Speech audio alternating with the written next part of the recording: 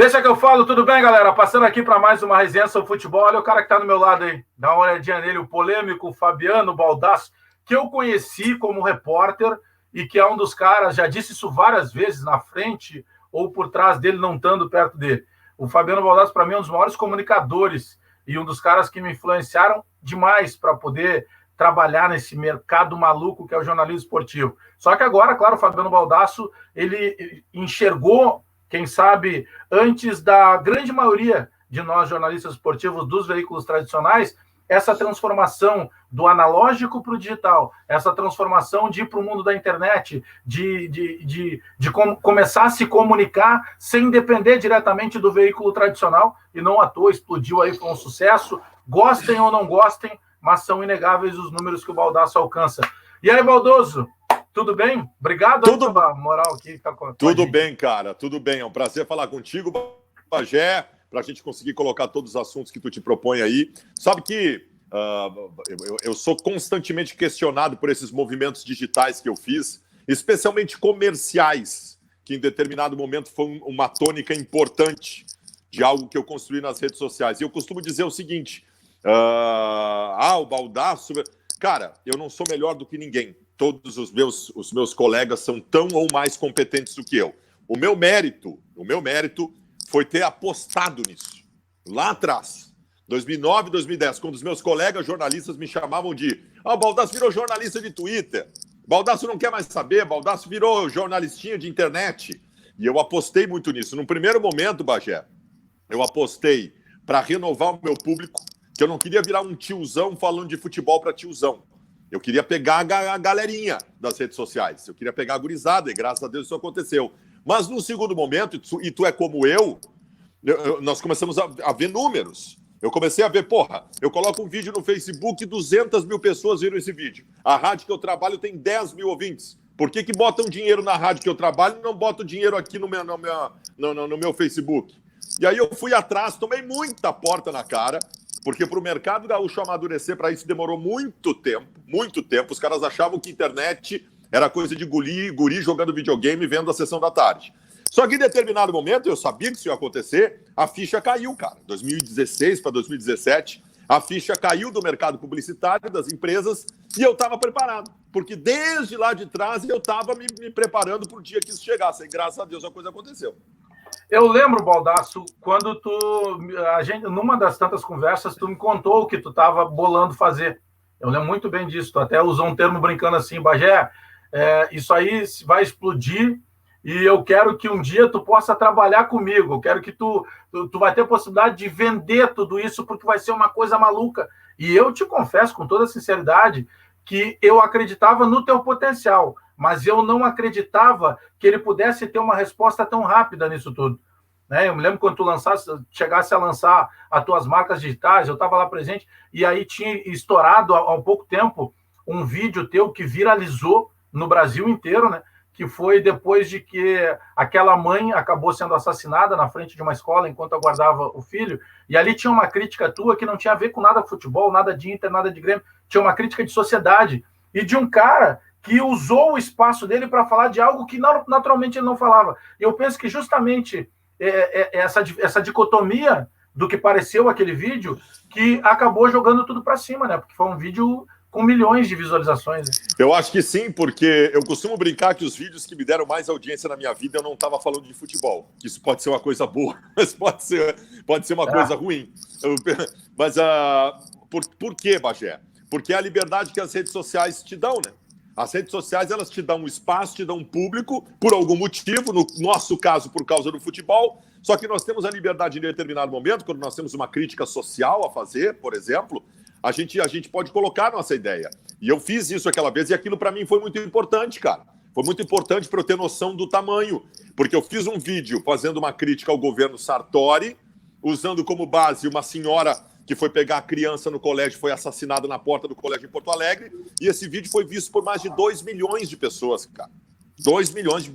Então é muita gente, atingiu toda a sociedade gaúcha. E eu pensei, olha a máquina que nós temos nas mãos nas nossas redes sociais, cara. Olha as possibilidades que nós temos. E aquele vídeo eu acho que ajudou a dar credibilidade.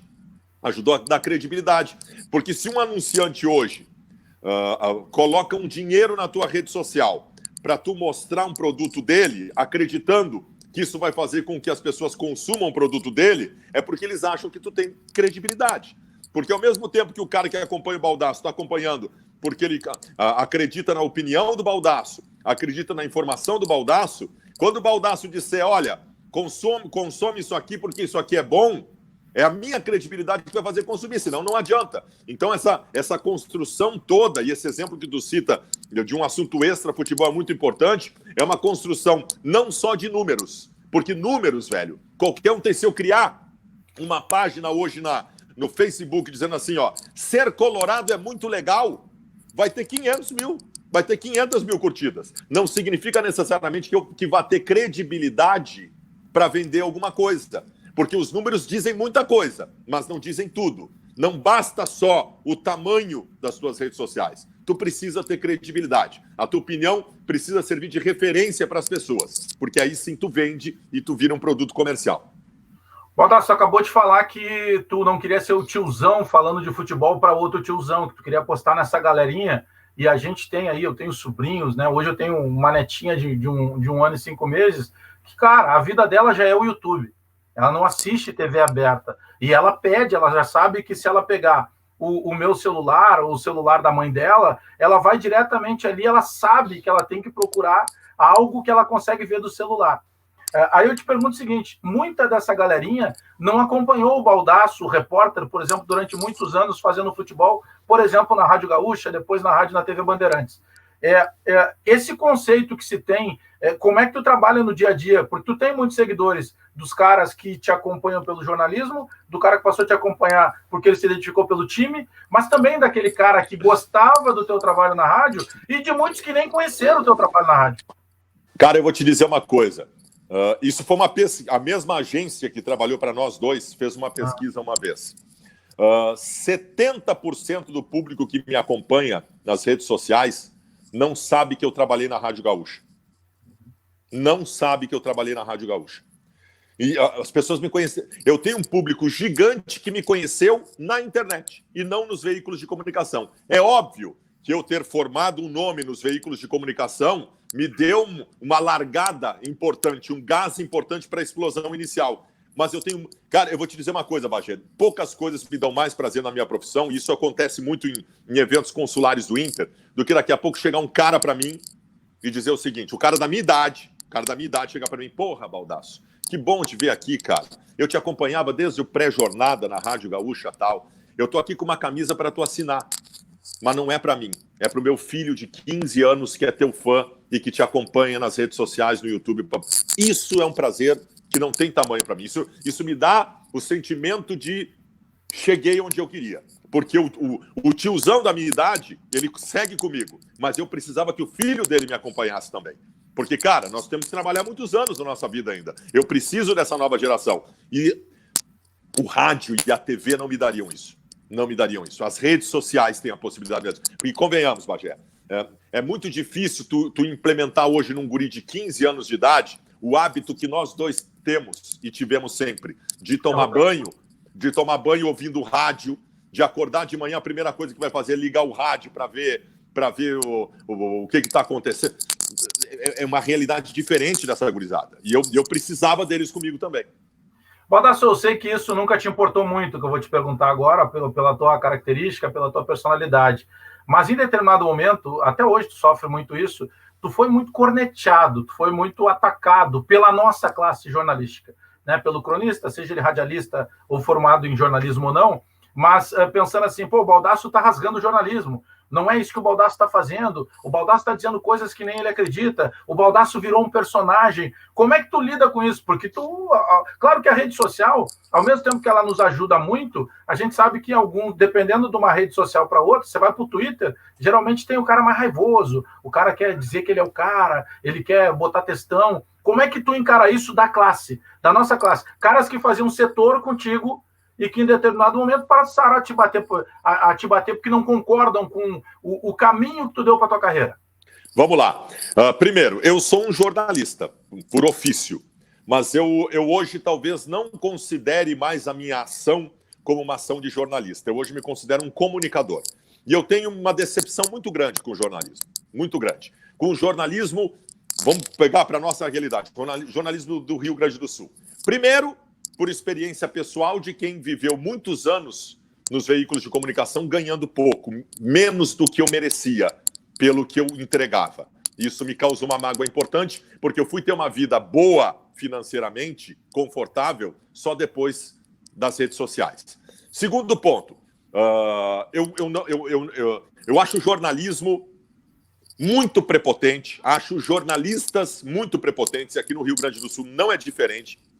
As cabeças são fechadas e quem tenta sair do que está estabelecido é muito criticado. Não que eu não goste de ouvir críticas. Eu já circulei também no mundo acadêmico do jornalismo do Rio Grande do Sul, que me odeia também, que acha que eu sou um desserviço por jornalismo. E eu já dei vários cursos de jornalismo em universidades, e ouvindo alunos de universidades, eu ficava de boca aberta, porque as universidades que servem jornalismo aos alunos hoje em dia ainda ensinam técnicas de plano americano, como se portar na frente de uma bancada. Então, assim, é um absurdo isso, porque não interessa mais a técnica, porque a técnica do jornalismo muda a cada dia. Tu tem que fazer a cabeça das pessoas pensarem, tu tem que incentivar a criatividade. Eu sou um cara, resumidamente, Bagé, muito decepcionado com o jornalismo como um todo, com o jornalismo gaúcho como um todo, com o jornalismo esportivo gaúcho, que não sai do mesmo quadrado há muito tempo, com o mundo acadêmico do jornalismo, a ponto, cara, de eu não me considerar mais um jornalista. Eu sou um comunicador. Eu não tenho mais orgulho. No dia do jornalista, não me dê feliz dia do jornalista, porque eu não tenho orgulho nenhum disso. O Baldasso jornalista não foi feliz. O Baldasso comunicador é que foi feliz. Sabe que isso que tu está falando, né, da comunicação, a maneira que a gente acaba interagindo, e tem tudo a ver com esse assunto dessa mudança de era, dessa transformação que a gente está o tempo inteiro no digital, da criança que não assiste mais a TV aberta, ele não liga a TV para ver o desenho, ele vai no celular para assistir pelo YouTube ou no laptop. Por que eu estou te perguntando isso? É porque a tua carreira ela sempre foi muito planejada, embora eu dizendo assim, algumas pessoas podem pensar que não. Não, o Baldassi sempre foi um cara, e nessa época do pré-jornada, que tu trabalhava na Rádio Gaúcha, era uma referência. Eu usei algumas coisas daquilo no meu começo de carreira, da questão de brincar, de conversar com as pessoas que estão por trás do microfone, quando tu brincava com o operador, solta a batucada aí, aquilo era fantástico, porque tu estava dando voz para os caras que muitas vezes ninguém sabe quem são. Os caras sabem lá. Hoje é mais fácil, né? Mas na época, pela tua voz, pelo teu tom de voz, pô, tu chega na farmácia e o cara, peraí, isso aconteceu já comigo, que nem tenho tanta voz quanto tu. Pô, esse é o Baldasso. Ah, esse é o Bagé. Quando tu brincava com essa coisa, solta a batucada aí, fulano. E aí, pô, tu botava o cara na história. Então, de qualquer forma, quando tu vai pro digital, isso tudo é pensado. O teu dia a dia, tá? A partir de agora, por exemplo, tu tem alguma coisa traçada no que tu vai colocar de vídeo? Você assim o mais claro possível. Ou hoje tu faz uma crítica um pouco mais forte, ou tu deixa de fazer essa crítica? Como é que funciona? Se é que tem, na tua cabeça eu sei que tem, mas esse roteiro, essa tua programação dos vídeos. Ah, eu tenho que produzir hoje 3, 4 vídeos, ou não, surgiu tal coisa. Opa, eu preciso falar disso. Como é que funciona o teu dia a dia, da tua geração de conteúdo? Vamos lá. Primeira coisa que eu queria te colocar, Bagé, nós somos de um tempo, nós somos mais ou menos contemporâneos. Nós ouvimos os nossos pais e avós sempre dizendo a mesma coisa. Tu quer ter dinheiro na tua vida? Trabalha. O que vai determinar o que tu vai conseguir de dinheiro na tua vida é a tua capacidade de trabalho. Tu tem que trabalhar. Isso era assim. Hoje em dia, não adianta mais só trabalhar. Tu precisa inovar. Quem não é inovador hoje em dia não vai chegar a lugar algum, mesmo que trabalhe bastante. Por que eu estou te dizendo isso? Porque a minha...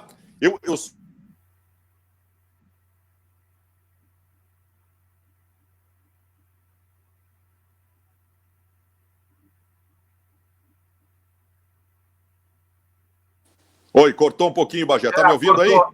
Tá, agora estou te ouvindo. Só refaz aí o teu início e depois ali, que agora não basta só trabalhar demais. Tá me ouvindo, Bagé?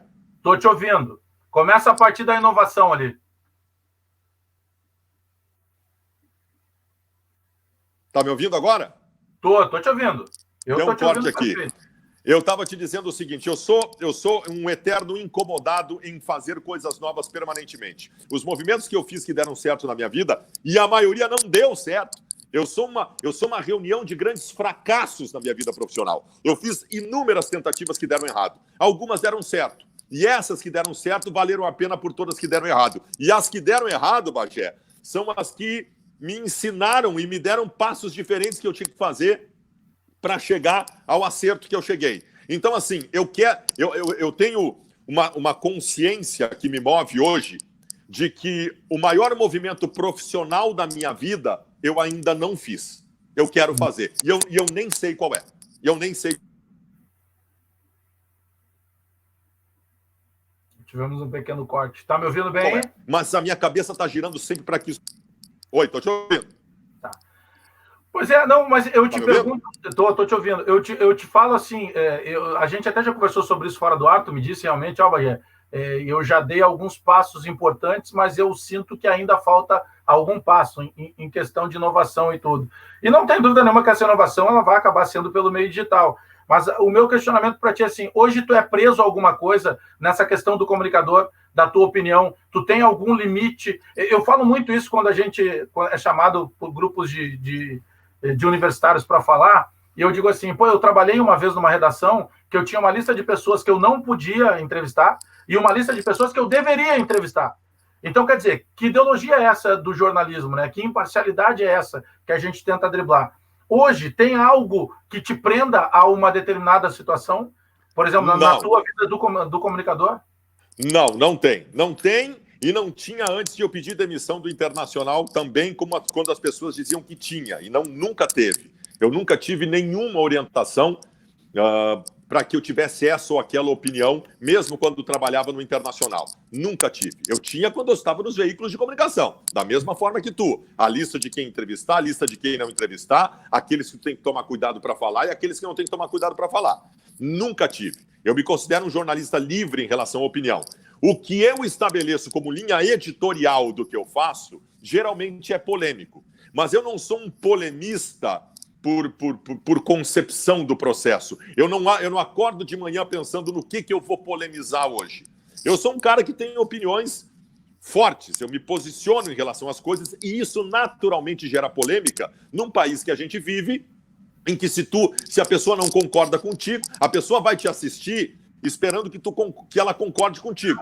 Se ela não concordar contigo, ela é um lixo, um imbecil e um débil mental. Então, óbvio que eu tendo esse meu posicionamento, eu vivo num mundo de polêmicas, a todo momento um mundo de polêmicas, que me dá audiência, me serve, que às vezes é desgastante, porque por mais que eu tenha desenvolvido na minha vida mecanismos para administrar ser ofendido o dia inteiro, e eu sou ofendido o dia inteiro, é pesado, sou um cara hoje de muito pouco convívio social na minha vida, porque eu tenho uma carga tão grande dessa pressão de dia a dia de críticas, que eu prefiro ficar isolado, eu não tenho praticamente relação social na minha vida, pouco saio de casa, tenho meus lugares que eu gosto de ficar com a minha família, porque isso trouxe uma carga muito importante na minha vida. Mas eu evito polêmicas que eu não evitava antigamente, eu me envolvi em todos os bolos, eu me posicionava em relação a tudo. Tu não ouve hoje o Baldasso falar do Bolsonaro, Baldasso falar do ministro da Saúde, não porque o Baldasso é um cagão que está com medo de falar. É que, cara, eu não tenho mais espaço na minha vida para polêmicas que eu não preciso me envolver. Então eu simplesmente não quero. Eu prefiro ficar nas minhas polêmicas do futebol, que já são suficientes. Dentro dessas polêmicas que tu não precisa te envolver, a questão do trato com o Grêmio, a partir do momento que tu vai lá, sempre pela tua maneira forte de se posicionar e que tu te assume colorado, e tu sempre foi um cara, as pessoas que te conhecem agora vão achar que de repente tu mudou, tu sempre teve essa reverência da brincadeira, de ir pro ar, sempre teve essa coisa, por vezes sarcástica, por vezes um pouco mais irônica, sempre foi a tua linha, inclusive quando tu ia pro ar, lá na tua época ainda de repórter. Mas, por exemplo, esse contato hoje com o Grêmio, tu é um cara que, tipo, tu vem o que pensa, tu evita, por vezes, vamos dizer, coisas boas que aconteçam no Grêmio, tu evita comentar, como é que tu lida com isso? Eu me tornei um jornalista parcial, ou não jornalista, porque o jornalista, quando ele é parcial, ele não é mais jornalista.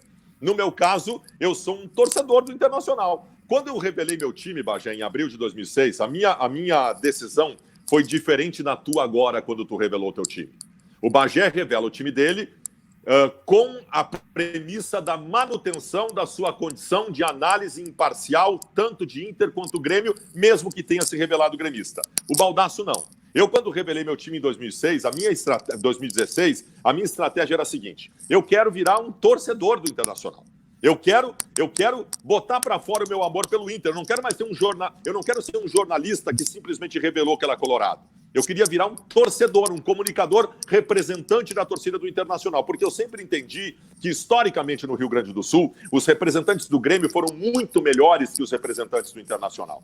O Paulo Santana bateu em representantes do Inter durante décadas, porque ele era maravilhoso, genial e é o maior de todos, e nem eu tenho a pretensão de me igualar a ele. Mas eu queria ser um representante da torcida do Inter para proteger o Internacional e bater em quem batesse no Inter. Uma relação completamente parcial. E aí, sobre a tua pergunta sobre a torcida do Grêmio, aí entra uma estratégia profissional também. Eu ia só falar do Inter e eu ia só defender o Inter, no momento que eu me assumi colorado. E o que eu faço com a metade do meu público que é gremista? O que eu faço com esses caras? Eu vou perder esses caras? Porque se eu só falar do Inter, os gremistas vão embora, não vão me assistir. Então, qual foi a minha estratégia profissional? Como eu vou virar torcedor, eu vou bater no Grêmio, eu vou provocar, eu vou dizer que o Grêmio não tem mundial, eu vou provocar o Grêmio de todas as formas. Isso mantém o público gremista. Bagé, teve um dia que eu acordei de manhã e eu estava no Trend Topics do Twitter. Acordo, pego o celular, Baldasso, o nome mais citado no Brasil. Meu Deus do céu, o que eu falei que eu não sei? Tinha sido a FIFA, naquele dia, tinha dado a entender que a FIFA estava reconhecendo o título mundial do Grêmio. E os gremistas tinham em mim a referência do cara para dar na cara, porque isso é maravilhoso, Bagé. Isso é maravilhoso. Eu sou uma referência para a torcida do Grêmio para apanhar deles, para eles xingarem, para eles baterem. Mas isso mantém o público gremista. E aí alguém pode perguntar o seguinte: tá, Baldasso, mas o que adianta ter os caras te odiando e te batendo? Não é bem assim, cara. Eu tenho um patrocinador, Bagé, uma barbearia que me patrocina.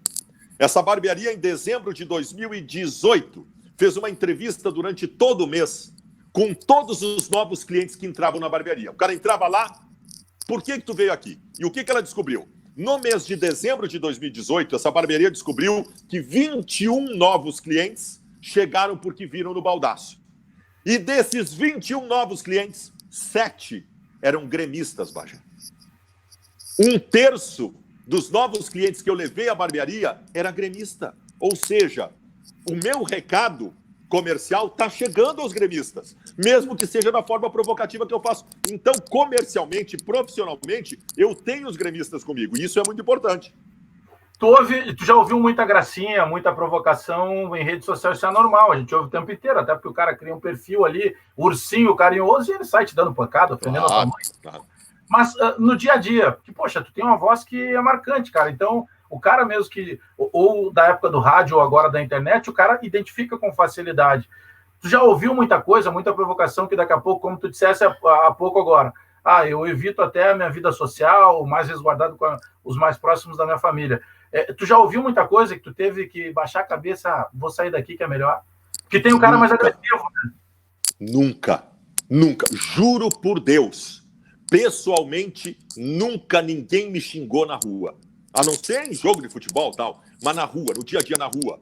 Os caras vêm tirar foto comigo, Bagé. Não xingam. Aliás, muitas vezes já aconteceu, especialmente, tu vai num evento assim, aí o cara vem tirar uma foto contigo, depois tu vai na rede social, porque tu mais ou menos identifica o cara com a foto, aí tu vai na rede social, aí o cara tá dizendo o seguinte: hoje aquele lixo do Baldasso teve aqui, eu não dou moral pra esse cara. O cara tinha acabado de pedir uma foto comigo lá no lugar, entendeu?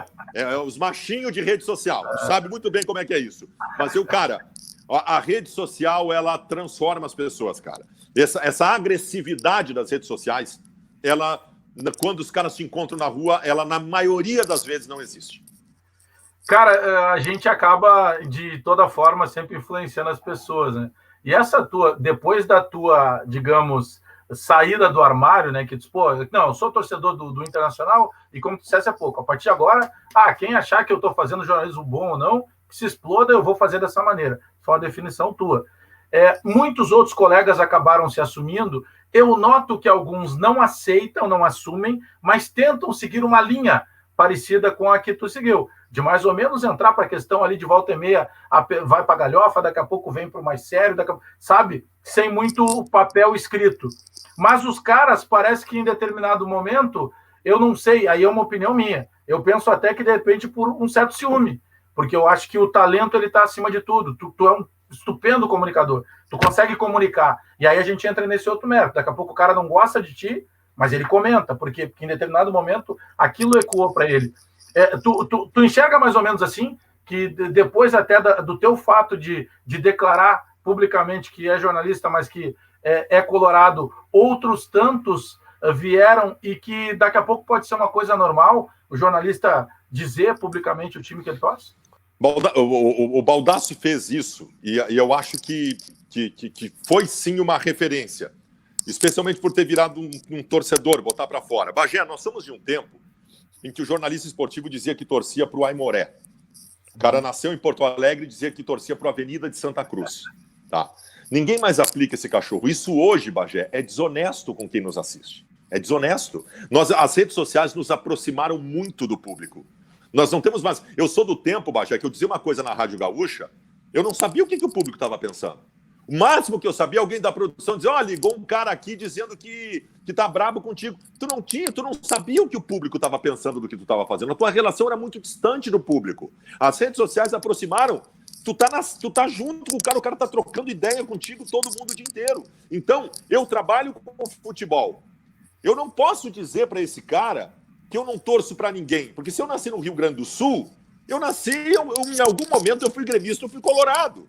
Eu não posso dizer que eu não... Sabe? Então, eu me senti, em determinado momento, obrigado a dizer para o meu público, por uma questão de honestidade, que eu tinha um time e que meu time era tal, como tu fizesse agora. Por que eu estou dizendo isso? Isso é nosso. Esse é um dilema nosso. Os titio, o Bagé e o Baldasso titio. O guri que está agora com 18 anos de idade, cursando na faculdade de jornalismo, se tu botar o nome dele no Google... vai aparecer ele com a camisa do Inter ou do Grêmio em algum momento. Em algum momento ele tuitou alguma coisa tirando sarro de futebol. Em algum momento ele botou alguma coisa no Facebook com a camisa do time dele. Ele não vai ter como esconder. Então ele não pode ficar com essa atenção. O legado que eu acho que eu deixo é que eu talvez tenha mostrado para essa gurizada que dá para viver, cara. Falando de futebol, tendo assumido o seu time. E eu vejo muitos hoje, o cara coloca assim na bio do Twitter, estudante de jornalismo, colorado. Estudante de jornalismo, gremista. E eu acho isso muito legal. Daqui a 10 anos, Bagé, todo mundo vai saber o time de todo mundo. Não vai ter mais essa. Porque não tem mais como tu enganar os caras. Não tem mais aquela história eu torço para Aimoré. O Aimoré é o grande time do jornalista gaúcho. Ninguém torce para Aimoré, cara. Tem 20 pessoas lá em São Leopoldo. Os caras do Aimoré vão ficar bravos comigo, que eu adoro o Aimoré. Mas não, mesmo esses caras lá, eles torcem para Inter ou para Grêmio, cara. Então não tem como mais aplicar esse cachorro. O que te faz bloquear alguém numa rede social ou nada te faz bloquear alguém numa rede social? Ontem eu desbloqueei todo mundo do meu Twitter, porque eu quero que todos eles me assistam. E eu não vou mais ver comentário para não me irritar. Eu vou te dizer uma coisa, Bagé. Não é o gremista me xingando que me incomoda.